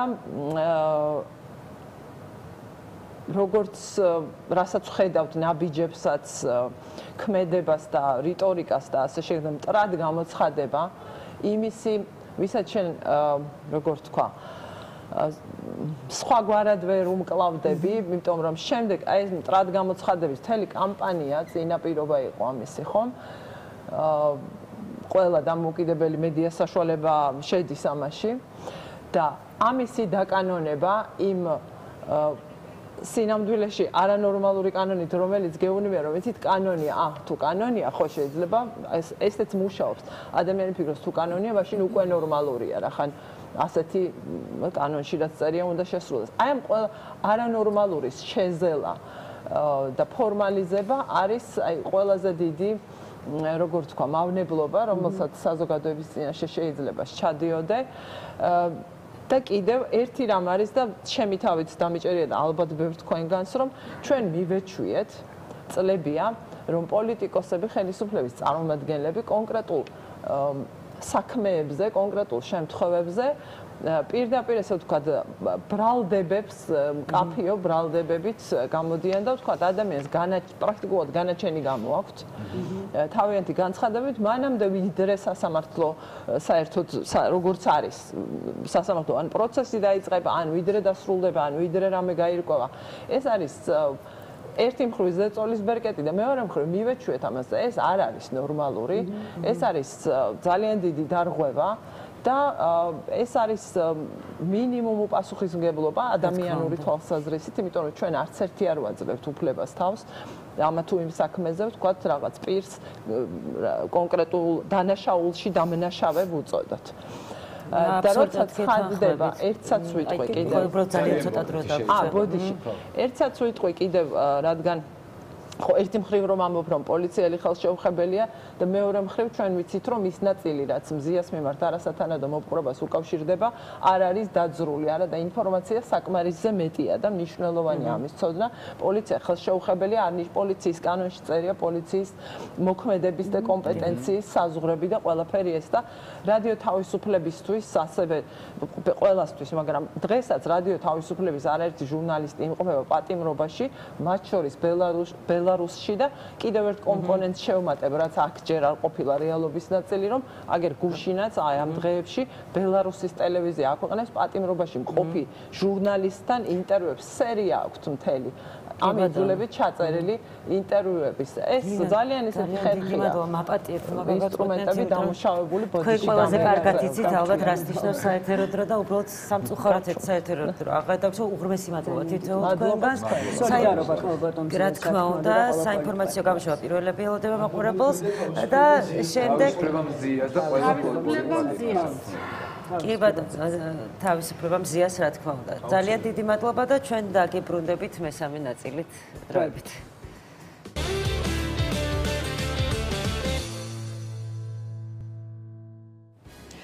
დავბრუნდი ჩემო ძვირფასებო, თუმცა დავბრუნდი ანას და ნიკას გარეშე.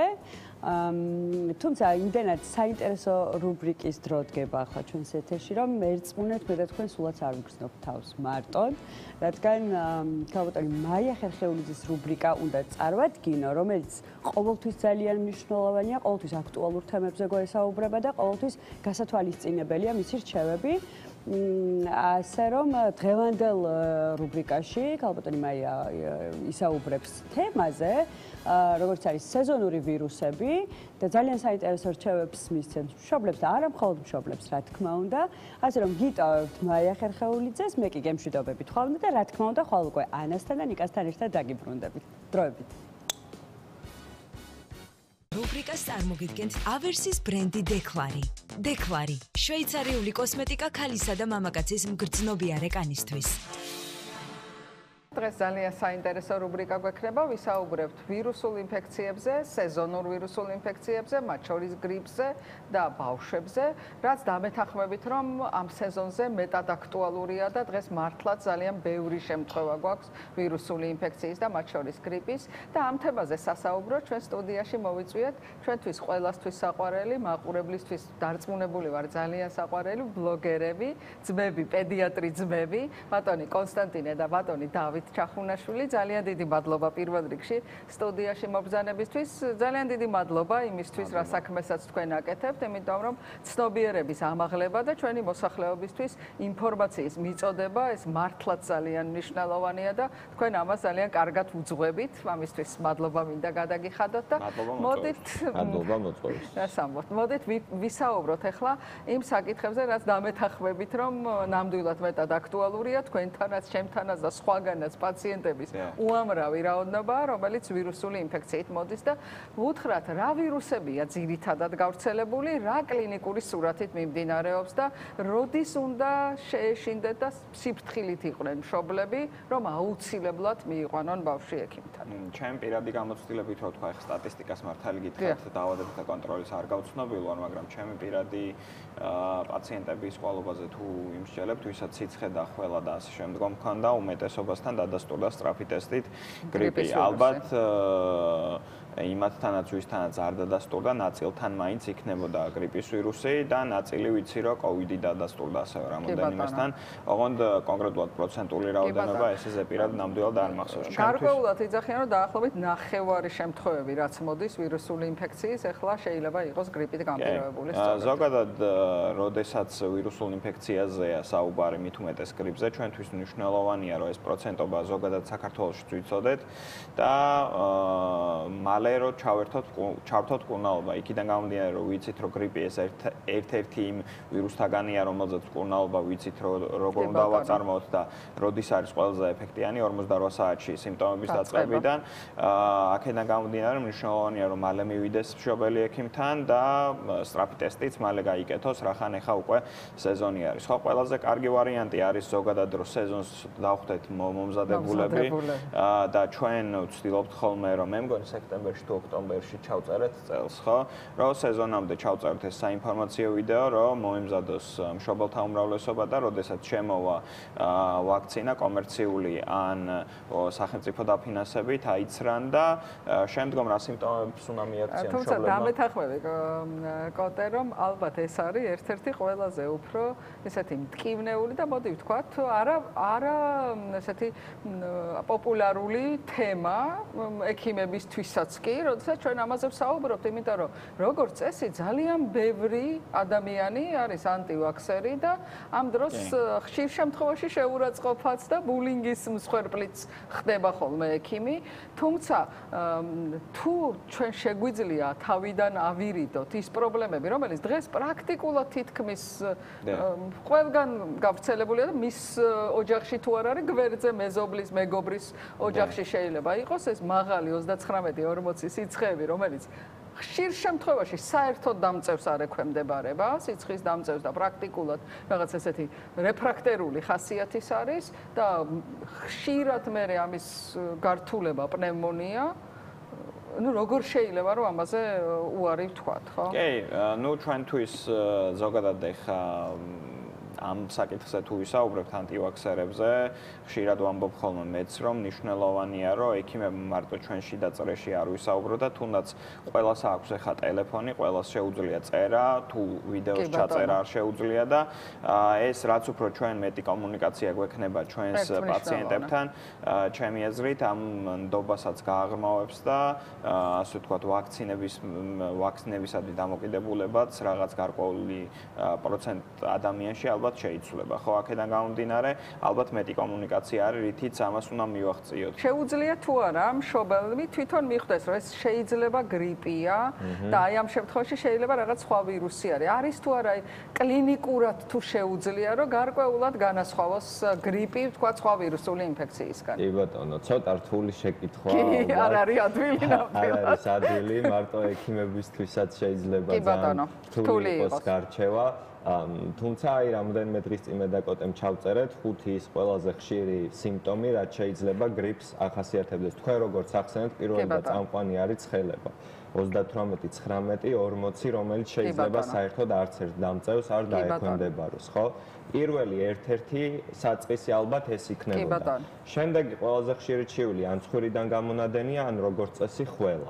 ანუ ეს არის ყველაზე სამი წამყვანი ჩივილი, რომელიც გვაქვს და ამის მერე მოდის ყელის ტკივილი, კუნთების ტკივილი და სხვა უფრო ნაკლებად ასე ვთქვათ არსებითი ჩივილები, რომელიც შეიძლება პაციენტს აღენიშნებოდეს. თუმცა კოტემაც ახსენა, თქვენც ახსენეთ, თუ პირველ 48 საათში ესეთი სიმპტომები გრძელდება და ვერ მოახერხა მშობელმა მისი მართვა სიმპტომურად სახლში, სასურველია მაინც კომუნიკაცია მოხდეს ექიმთან, ჩაეწეროს, გაისინჯოს, სწრაფი ტესტი ჩატარდეს, თუ საჭირო ანალიზები ჩატარდეს და გასინჯვის შემდეგ, რადგან პირველი 48 საათი კრიტიკულად მნიშვნელოვანია მკურნალობის დაწყებისთვისაც, რატომაც არ უნდა გავიაროთ კონსულტაცია. დარწმუნებული ვარ, რომ თქვენთანაც ბევრი პაციენტი არის, რომელიც უბრალოდ მოგწერთ და ესე იგი ვთქვათ, ასე გეურთიერთობებათ, რომ იცით რა, აი მაღალი სიცხე აქვს და ალბათ ვირუსია, სხვა რა იქნება მეტი და პირდაპირ ითხოვს რომ დანიშნულება დავნიშნოთ, ხო და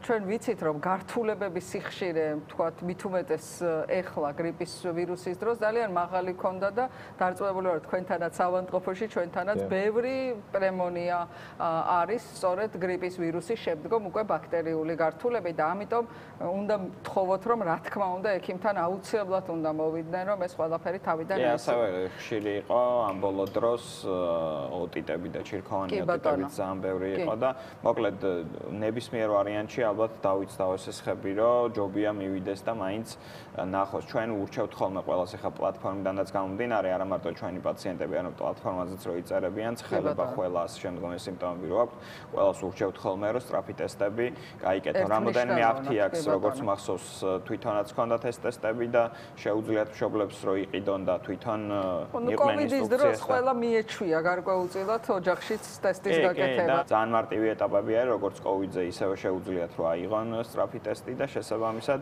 ძირითადად ვასწავლით ხოლმე ჩვენც ეხლა რა არის მნიშვნელოვანი, როდესაც რას უნდა მიაქციოს ყურადღება, ხო? ჩვენ პირველ რიგში უნდა სუნთქვის სიხშირე ვაკონტროლოთ, ვაკონტროლოთ რამდენად იღებს სითხეს ბავშვი, არის თუ არა მივარდნილი, როდესაც ტემპერატურა არის უკვე დაწეული და ასევე გვაინტერესებს თვითონ ზოგადი, ანუ თვითონ ბავშვის ზოგადი მდგომარეობა, დინამიკა როგორ ვითარდება. ჩვენ ძირითადად დინამიკაზე ვეუბნებით, რომ ეს ცხელება შეიძლება გაგრძელდეს გარკვეული პერიოდი და უკვე სადღაც მე-5-მე-6 დღიდან უნდა ველოდოთ გაუმჯობესებას. ერთ-ერთი გაუმჯობესების ვარიანტი იქნება ალბათ ის, რომ ცხელებებს შორის ინტერვალი გაიზრდება.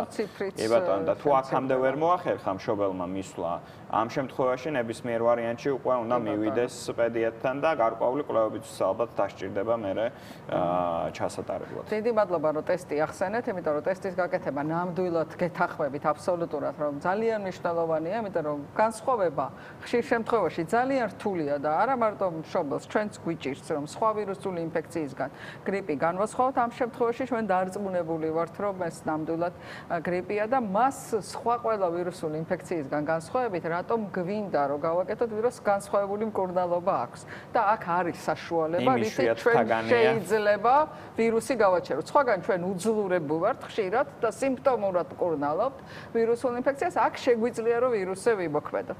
თუმცა ბევრი მშობელი და სამწუხაროდ ხშირად ექიმიც ზოგჯერ დადასტურებულ გრიპის შემთხვევაშიც უარს აცხადებს თქვათ ამ პრეპარატის გამოყენებას. აქ შეგიძლიათ რომ რაღაცა რეკომენდაციები გითხრათ. ხო, აქ ნამდვილად ესე არის შემთხვევები, როდესაც თავს იკავებენ. რა თქმა უნდა, როგორც სხვა ყველა პრეპარატს გვერდითი ეფექტები ამ პრეპარატსაც აქვს. სიცხის დამწერლობსაც, კი ბატონო, სიცხის დამწერლის ანოტაციას წავიკითხოთ. შეიძლება ისეთი გართულებები ვნახოთ, ალბათ აღარ მოგვინდეს რომ მეორე დავნიშნოთ, მაგრამ როდესაც არის ჩვენება, გვიწევს ამის დანიშნვაც, ხო? და რადგანაც ეს პრეპარატი Tamiflu, რომელიც გამოიყენება ამ შემთხვევაში, პირველ 48 საათში კი ყველაზე ეფექტურია, მაგრამ გარკვეულ შემთხვევებში შეიძლება მისი ქითაც დაინიშნოს. ამიტომაც მაგიტომ არის აუცილებელი, რომ ბავშვი შეფასდეს, მისი სიმძიმე შეფასდეს, არის თუ არა იქ თანდართული ბაქტერიული პროცესი, ესეც რომ განირჩეს, რომ ამის მიხედვით მოხდეს ზუსტად სიმპტომური ან მიზანმიმართული მკურნალობის დანიშვნა. რამდენად ხშირად, ეხლა თქვენი პრაქტიკიდან გამომდინარე, თქვენ რამდენად ხშირად ხოდათ? ეხლა თქვით, რომ აი ოტიტები იყოს, თქვა სხვა კიდევ რა გართულებები შეგხვდათ? ეხლა, შეიძლება ეს არ იყოს გრიპი და იყოს სხვა ნებისმიერი ვირუსული ინფექცია, მაგრამ რა გართულებები იყო, რომლითაც ხშირად მოგმართავდნენ პაციენტები? დავითით სიტყვის ალბათ, მაგრამ მე პირველი პნევმონიები ან ფილტვის ანთება და ოტიტები მომხვდა ესე, რაც მახსენდება და პატარებში იყო პნევმონიები, ატელექტაზები და სხვათა შორის 0-დან 2 წლამდე ასაკის ბავშვებში, რაც ეხლა მახსენდება პირადად ყველაზე ხშირი. და ზედასასუნთქი გზების, ანუ ბაქტერიული პროცესებიც ხშირი. კი ბატონო, და ალბათ მოდით ისეც უთხრათ დედას, რომ თუ ვთქვათ რაღაც თქვენ პრინციპში ბრძანეთ ეს ყველაფერი, ანუ როდის აუცილებლად მიმართოს, ხო? ანუ მანამდე ვთქვათ სიცხე ქონდა არ მივიდა, მაგრამ აი ეს კიდევ ერთხელ ჩამოვთვალოთ ის სიმპტომები, თქვენ ეს ბრძანეთ, როცა აუცილებლად ექიმთან უნდა მივიდეს, იმიტომ რომ რისკი უკვე რომ გართულდა რაღაცა, მათ შორის ბაქტერიული ინფექციით შედარებით მაღალია. მოდი მაშინ იმასაც ვიტყვი, სუნთქვის სიხშირე როგორ უნდა დათვალონ და გუნკერზე უყურებთ და ვაკვირდებით ერთი ჩასუნთქვა, ერთი ამოსუნთქვა არის ერთი ციკლი და ასაკის მიხედვით უნდა დავითვალოთ, ასე ვთქვათ, ნორმალის ერთ წუთში რამდენი არის რაოდენობა ასაკობრივი ნორმები შეგვიძლია ინტერნეტშიც მოვიძიოთ და ჩვენ პლატფორმაზეც გვიდევს, რომ ასე არ ჩამოთვალოთ და ძალიან არ გაიწელოს. თუ მეტი არის ნორმაზე, ამ შემთხვევაში აუცილებლად უნდა მივიდეთ ექიმთან. მეორე, რასაც ვაკვირდებით, აუცილებლად გვაინტერესებს სითხის მიღება როგორი აქვს ბავშვს, ანუ სითხე არის მნიშვნელოვანი, იმიტომ რომ არ განვითარდეს გაუწყლოება და გაუწყლოებასთან შემდგომ დაკავშირებული პრობლემები, ხო, იმიტომ რომ ზედასასუნთქი გზების ინფექციების დროს, ვირუსული ინფექციების დროს, რესპირატორული ვირუსული ინფექციების დროს ბავშვები შეიძლება არ დაემორჩილონ ამ ასე ვთქვათ მითითებას, რომ სითხე მიიღონ დასრულებისგან განსხვავებით და ამას მოყვეს გაუწყლონება, ხო?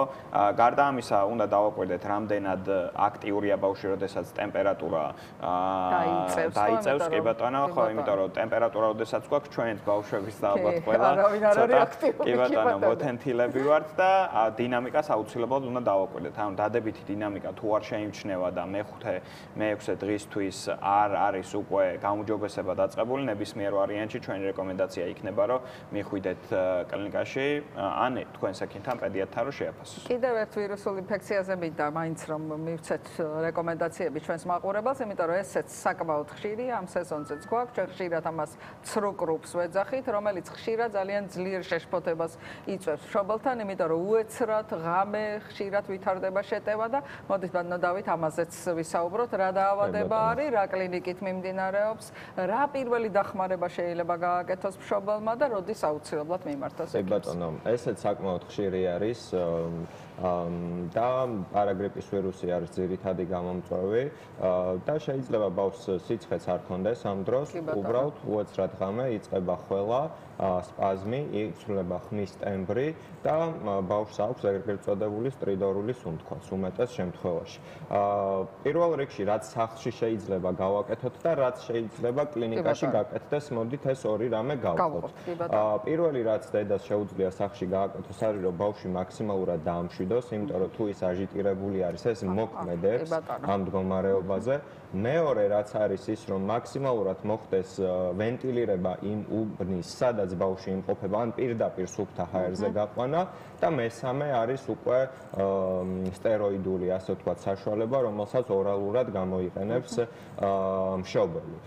ეს სამი რაღაც შეიძლება გაკეთდეს სახლში, შეიძლება ამ სტეროიდის მიცემა განმეორებითაც მოხდეს, მაგრამ თუ შედეგი არ დგება, შემდეგი ეტაპი არის უკვე ბავშვის გადაყვანა, იმიტომ რომ იქ არის უკვე სხვა საშუალება, რომლით ინჰალაციაც სასურველია უკვე გაკეთდეს. რომელსაც ჩვენ ბინაზე ვერ დავნიშნავთ ვერასოდეს. რომელსაც ბინაზე სასურველია რომ არ დავნიშნოთ, იმიტომ რომ გარკვეული გართულებები შეიძლება მოყვეს და ამიტომ ექიმის მეთვალყურეობა ნამდვილად საჭირო არის. ძალიან დიდი მადლობა. ძალიან საინტერესო რჩევები. თქვენ ისედაც ანებიურებთ თქვენს მაყურებლებსაც და ვთქვათ სოციალური მედიის მომხმარებლებსაც რჩევებით. ისევ ვიტყვი რომ ეს ძალიან დიდი მნიშვნელობა აქვს ამას, იმიტომ რომ ნამდვილად განათლებული მშობელი ეს ძალიან დიდი დახმარება არის ჩვენთვის და პირველ რიგში ეს არის პატარას ჯანმრთელობის შენარჩუნება. მადლობთ თქვენი საქმიანობისთვის. წარმატებებს გისურვებთ და ჩვენს მაყურებელსაც დავემშვიდობები და ჯანმრთელობას ვუსურვებ. რუბრიკას წარმოგიდგენთ ავერსის ბრენდი დეკლარი. დეკლარი, შვეიცარიული კოსმეტიკა ქალისა და მამაკაცის მგრძნობიარე კანისთვის.